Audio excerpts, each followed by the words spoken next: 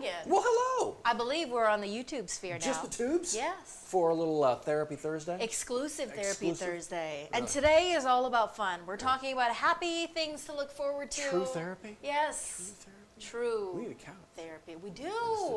There's like a colorful one. There's like a weird A ottoman. wooden stool or a... What's that ottoman over there? You wanna sit down on that thing? That might work. They might see the top of your head, the tippy top. We'll work on the couch. The worst part. Well, so yeah, we wanted to kind of dedicate this therapy to just some stuff that we're looking forward to because Live After 5 is coming back. We talked this morning about a parade, an actual parade. The first one to roll in New Orleans since the pandemic is happening in October. Yeah, have you heard of the Crew of Boo Yeah, you're right. This is exciting. So it's going to be a big rollout. The mayor there, LaToya Cantrell, says, we are good to go. Right. Y'all are safe to go. She's issued the statement saying that she's happy to approve them. They're rolling once again. And when we talk about parades, when we talk about New Orleans, throw me something, mister. We'll get a taste of Mardi Gras, hopefully, on Halloween. So this is October 23rd. They're running this thing. It's going to be 3 miles worth of parade. Yes. That includes part of the French Quarter, right? Yes, it does. So they're going to get through there. And it looked like they're going to have a whole bunch of riders, like 500 or so. With 16 floats and 16 20 floats. marching crews. So not a small parade, right? Not by any means. And you know that this is exciting for business down there that have been missing this. It's exciting for the would-be parade goers in New Orleans or the surrounding area. The ability to get out there and then have this happen and happen successfully. Yeah. As you mentioned, LaToya Cantrell, the mayor of New Orleans, talked with healthcare leaders down there. They gave their blessing, and so this is how we're moving forward. And now we get to think about beyond this as well. Nothing guaranteed, but you mentioned it. Right. Mardi Gras. Yeah. Could this be indicative of how we're moving forward? Since we are now above that threshold of where we wanted to be vaccine-wise, we still have a ways to go. There could be more people that could be vaccinated. That means events like this can come back. Right. People riding closely together in floats where it's safe to. People getting together to catch the throws along the route. All of these little things to look forward to. We've been talking about when this time comes. Well, it's here for New Orleans. That's a really big deal. And it's not, when we talk about Mardi Gras, obviously New Orleans is the big draw for so many folks outside of Louisiana. But when we talk about Mardi Gras here in Louisiana, there's so many places that are part of it, including Baton Rouge. So the ability to look forward to potentially some parades in Baton Rouge, parades in New Roads. Are we going to chase some chickens out in Mamu? I mean, there's all these things that we've been missing. The potential to come back if we continue to go in the right direction. We actually saw, for the first time this morning, we do the COVID numbers obviously every day, just to keep you up to date. Yeah. And the entire state of Louisiana, bright red for every parish, all 64 parishes, bright red for a good long time, right? And they seemingly have been for, gosh, a month and a half, 2 months now, just bright red. Every parish, meaning high transmission rate of COVID. For the first time this morning, what we saw in Louisiana was a few parishes that were not bright red. We've got at least 5 of them. And so, you know what? That's promising, Matt. I mean, it's everywhere still, obviously. Yeah. But that is a trend that I think most people will take because we haven't seen it in like 2 months. So when you talk about being able to go from, being all red, being at an extremely high risk to high, that means we're moving in the right direction. And that means a lot because Louisiana has always been on the White House Coronavirus Task Force list of states to watch because we've had such high case numbers. We've had a lot of death because of coronavirus complications. So when we talk about these trends going down, when we talk about seeing this map starting to lighten up and get into those colors where you see those moderate and lower cases of COVID, we get things like parades back. We get things like Live After 5 back. So we will take every bit of that when it comes to going back to normal, going back to that sense of Louisiana culture, the way of life here that we know to be Mardi Gras. And when it comes to things to do in the Baton Rouge area, this Live After 5 has just, it's become one of those things over the last number of years. Just that spot to go, good music, and good friendship, fellowship, and just enjoying your time.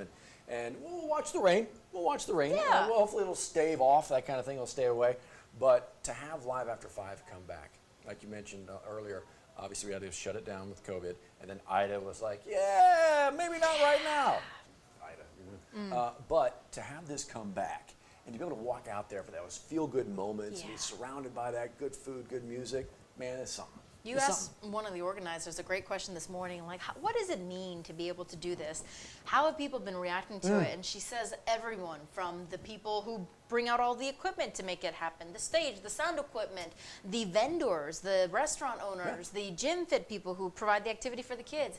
Everyone is excited to just get back out there and do what we normally do Friday nights in the fall. Well, hopefully, I mean, whatever it is you're looking forward to doing out there is going to be happening. You know, if you we'd love to hear from you as well, things that you are looking forward to. What we're looking forward to with Live After 5, half a dozen Fridays of good music, hopefully some good forecasts, some good food out there always, but just the ability to get out there and enjoy it a little bit. We're trying. We certainly are trying. And on top of that, well, on Saturday, we've got an LSU home football game. We kind of do. Another sort of return to normal that means being packed to a large stadium exactly like that, right. and being able to do the fun things like that. And the reason you're able to do that is obviously Tiger Stadium. If you're going to get into Tiger Stadium, you're going to need to show proof of vaccination or proof of a negative COVID test 72 hours prior to game day. That's how they're handling it at Tiger Stadium, trying to make sure that everybody is good to go. Once you get inside, obviously you take the mask off because you've shown proof of all that. But Tiger Stadium, Saturday night, SEC game, it's Auburn coming in. Man, that almost feels like normal. That almost feels like fall in South Louisiana. It feels like it should be. It's amazing.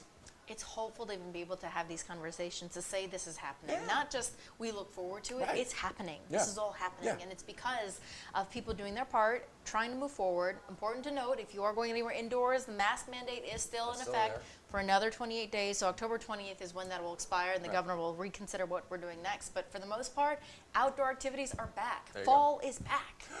And actually, we'll get a taste of fall hopefully a little bit next week. Here's hoping. I know it. Maybe a cooling, dry spell coming through midweek, like Wednesday-ish, that kind of thing. But we still got to get through some of the rain. I mean, but look at that. But yeah, you can kind of see when it happens. That Wednesday, hopefully Tuesday night into Wednesday morning, and then, we'll see. It looks good already.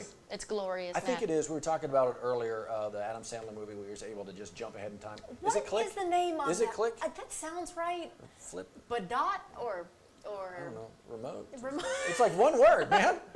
Click it. Well, whip it. No, Whip It's that roller skating rip movie. it. Rip it. Rip it. Rip. Hold on. Run. Rip it.